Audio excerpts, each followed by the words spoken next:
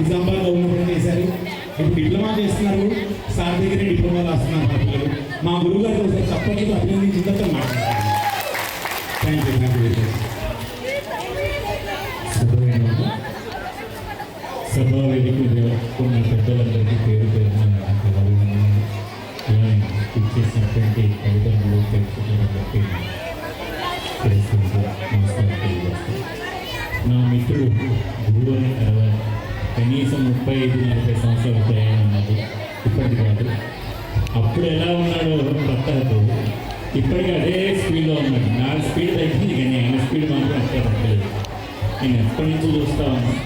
తన కూచిపూడి ఒకటే కాదు, పట్టుదలతో 7 జాతీయ స్థాయి నృత్యాలని పట్టుబడి నేర్చుకొని రవీంద్రబాద్ చాలా గొప్పగా ఒక మంచి రికార్డు కోసం కూచిపూడి, భరతనాట్యం, కథక్కళి, మణిపూరి, మోహినియాట్టం ఇలా 7 ఆర్ట్ ఫామ్స్ చేసిన ఘనత అయిన అప్పుడే. ఇంతవరకు చరిత్రలో ప్రపంచంలో ఎవరు చేయలేదు. ప్రతాప్ గారు ఒక్కడే చేశారు అది.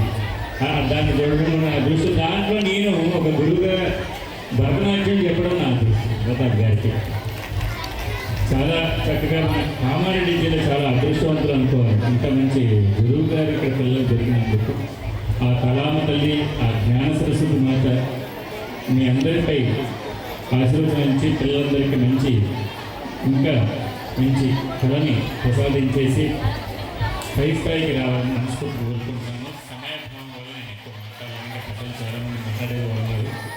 Thank you, thank you.